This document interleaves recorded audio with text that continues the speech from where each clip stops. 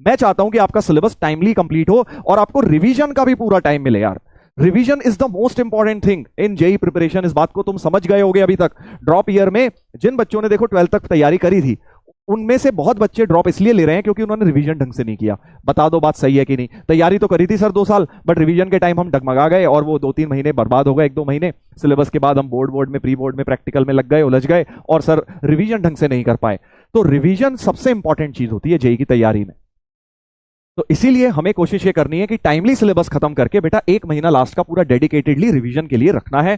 Revision, test paper खूब सारे, उसमें आप प्रैक्टिस टेस्ट देंगे तभी तो आपको समझ आएगा किस तरह का पेपर जेई सेट कर रहा है। देखो अभी तुम क्या एक एक चैप्टर पढ़ रहे हो, फिर आप सारे चैप्टर्स एक साथ जब उनके ऊपर प्रैक्टिस करोगे, अटेम्प्ट करोगे, रिवाइज करोगे, तब अलग गेम होगा, क्योंकि जेई में सारे चैप्टर्स आने वाले हैं। True fact sir. हाँ बिल्कुल, आई नो बेटा, ये होता ही है। और मैं भी सही बताऊं तो मेरे साथ भी यही हुआ था। जब मैंने 12th तक मेरी तैयारी अच्छी थी, मेरे को लगता था मैं तो बहुत बढ़िया हूं मैथ्स में मतलब तीनों ही सब्जेक्ट में बढ़िया हूं, ठीक ठाक हूं, तो जेई तो क्लियर कर ही लूंगा। बट उस समय ये नहीं समझ आया कि यार रिवीजन का कितना बड़ा रोल होता है।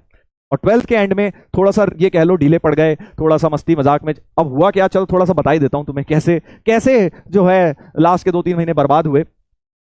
अब उससे पहले तो भाई देखो हम कोचिंग में, कोटा में थे, तो प्रॉपर तरीके से पढ़ाई चल रही थी अक्टूबर तक। 12th में जब आप अक्टूबर में होते हो, जनरली तब अक्टूबर नवंबर के आसपास, दिवाली के आसपास सिलेबस खत्म हो जाता है। तो हमें लगा कि यार अब देखो 2 साल से तो घर से दूर रह ही रहे थे, और इस छोटी सी एज में यार घर से दूर रहना देखो थोड़ा मुश्किल तो होता ही है। आपको याद आती है अपने दोस्तों की, फ्रेंड्स की, फैमिली की, घर के खाने की, मम्मी की, है ना, ये सब चीजें होती हैं। तो जैसी सिलेबस खत्म हुआ, अपन कट लिए बेटा। हाँ अपन कट लिए। हमने सोचा अरे यार अब तो क्या ही रखा है कोटा में, अब तो सिलेबस हो गया, हम तो सिलेबस करने आए थे, हम रिवीजन निपटा लेंगे, देख लूंगा अपने आप, हाँ देख लूंगा हाँ तो भाई साहब ठीक है, हमने ऐसा नहीं है कि पढ़ाई नहीं करी, उस टाइप के नहीं थे ना, हम पढ़ाकू बच्चे थे, हाँ सिंसियर बच्चे थे, तो पढ़ने लिखने तो लगे, हमने जेन्युइनली पढ़ना शुरू किया। बट हुआ क्या कि अब स्कूल तो 2 साल जाते नहीं थे, फिर अपना जो डमी स्कूल था वो धीरे धीरे रेगुलर हो गया अक्टूबर के बाद, है ना, प्रैक्टिकल, प्री बोर्ड। तो भाई हमको चस्का लग गया स्कूल जाने का लास्ट के 1-8 महीने, समझ रहे हो ना? हाँ लास्ट के 1-8 महीने चस्का लग गया। अब क्यों चस्का लग गया तुम भी समझ ही रहे होगे।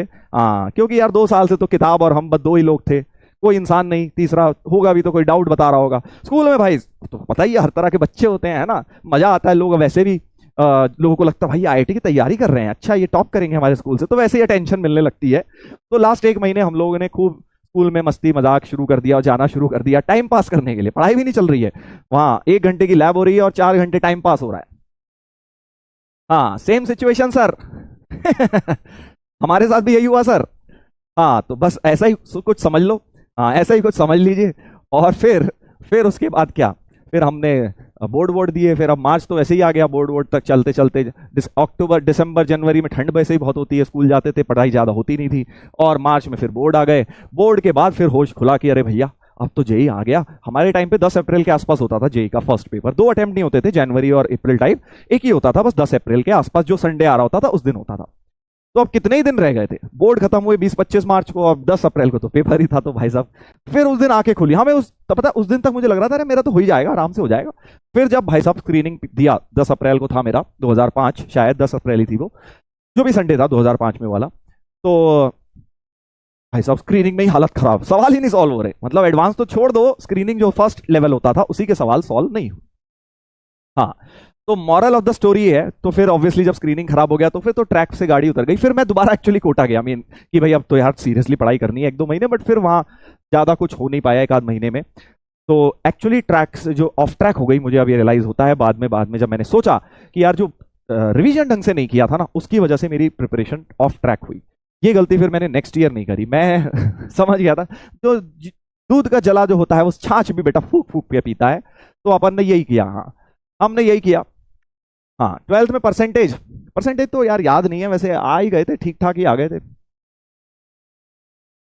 हाँ तो मैं आपको बस इस स्टोरी से बताना चाह रहा हूं बेटा कि अपने सिलेबस, कई बार हम सिलेबस कंप्लीशन में इतने ज्यादा उलझ जाते हैं, इतने ज्यादा उसकी तरफ एक ये कह लीजिए कमिटेड हो जाते हैं सिलेबस कंप्लीशन की तरफ, हाँ, कि हम रिवीजन को बेटा इग्नोर कर देते हैं। तो ध्यान रखिएगा, if syllabus is the girlfriend then revision is mummy papa, तो don't ignore, okay, because that is the most important thing in life. समझ गए ना? दोनों तरह से देखो समझा दिया मैंने तुम्हें, प्यार से भी और तुम्हारी भाषा में भी। आई होप अब आपको समझ आ गई है मेरी बात। जल्दी बता दीजिए जिस जिसको समझ आ गई है कि रिवीजन की इंपॉर्टेंस क्या है। देखो कितनी बढ़िया। ऐसे कोई समझाता है तुम्हें? ये बताओ, ऐसे आज तक किसी ने समझाया है तुम्हें रिवीजन की इंपॉर्टेंस? ये बताइए। हाँ, यस सर, समझ गए।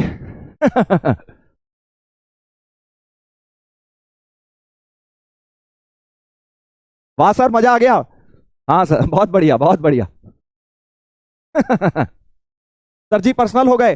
तो यार पर्सनल बात कर रहे हैं तो पर्सनल होके ही करनी पड़ेगी ना यार। ये बात बता, मैं तेरे को ज्ञान आके दे दूं यूट्यूब वाला, तो वो मजा नहीं आता ना उसमें, फिर फील नहीं आती ना यार।